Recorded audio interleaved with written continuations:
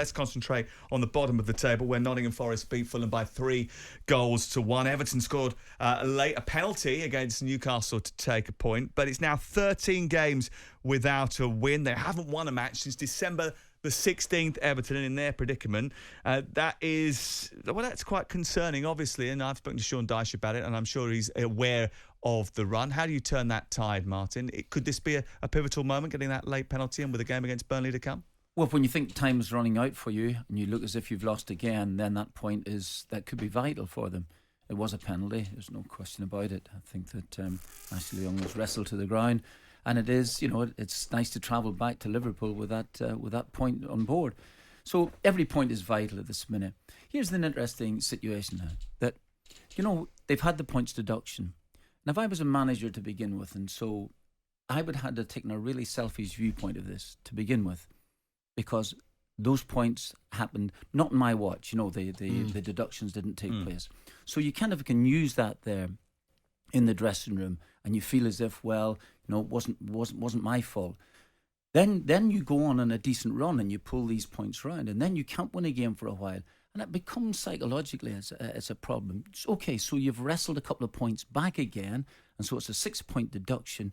But even so, you're thinking to yourself, well, maybe I need to do something about this now as a manager again to resurrect the situation. So it's kind of interesting in the sense that you can disassociate yourself from it to begin with. But then it becomes you as the manager's problem. Well, it can suffocate you, can't it? Absolutely can. Because all of a sudden, now they're in a situation and it's hanging over you, and then you're thinking to yourself, well, will we be docked again, And I think those things they do certainly play a part, psychologically they can do. Well, that is something that actually Sean Dyche has been saying, in a way, in that sometimes the players have got to free themselves from those psychological pieces of baggage. The idea that the points deduction has happened, they've got the points back, but another one could be incoming. There's lots of noise even now about the potential for even further issues surrounding their financial problems, because they've got to repay a loan in the next week or so. Otherwise,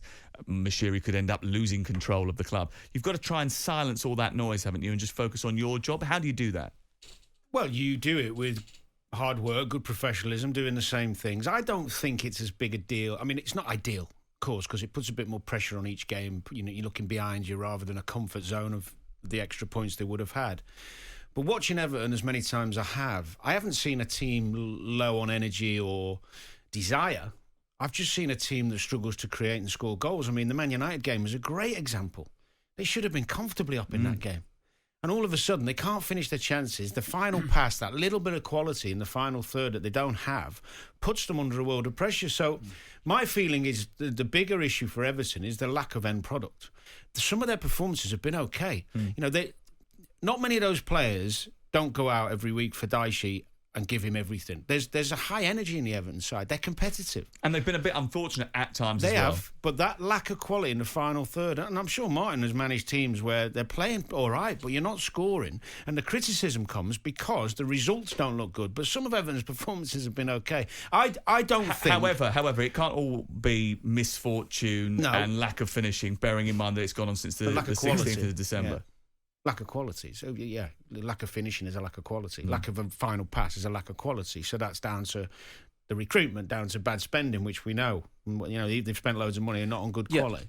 I agree with what Danny is saying, but eventually you're looking at not having won a game since mid-December, and these things become a problem. That's where it is. That's where you're stepping in, and there's only so many times you can go back into the dressing room and say, lads, you've given everything you've got. We've lost again. Danny's right. The lack of quality up front. I've seen Everton play quite a number of times this season themselves.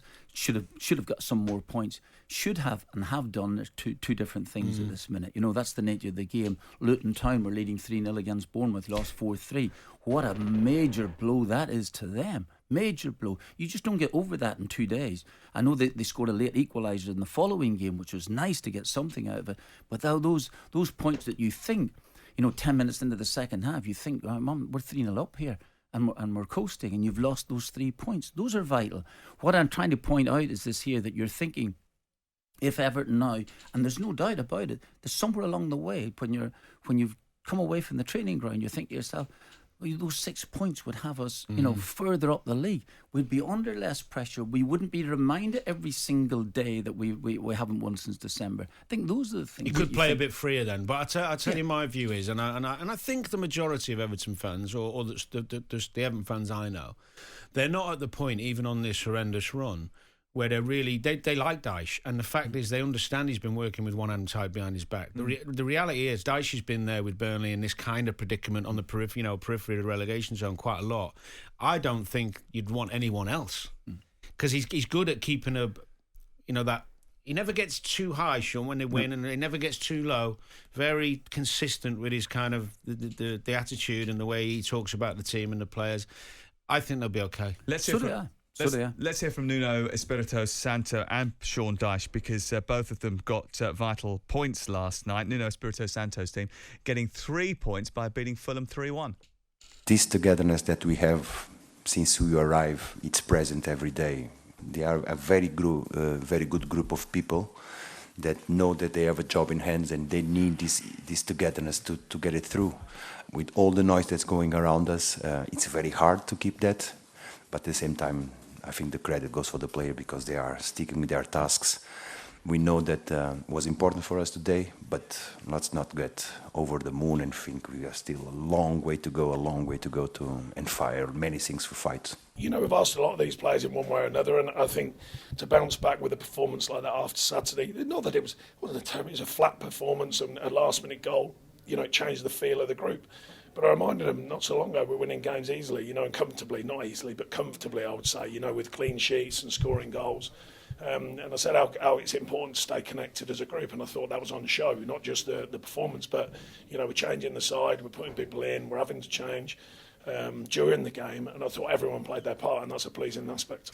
How big do you feel that last night's results were? Everton fans, Forest fans, 03717 223344. You can text us 81089. Could it be a turning point for the season? Big game at the weekend for Everton. They take on Sean Dyche's former side, Burnley. Danny, what's it say about the Premier League that these two clubs, it might say something about the quality of the managers that are in situ, that even with points deductions, they're still in pole position to stay up?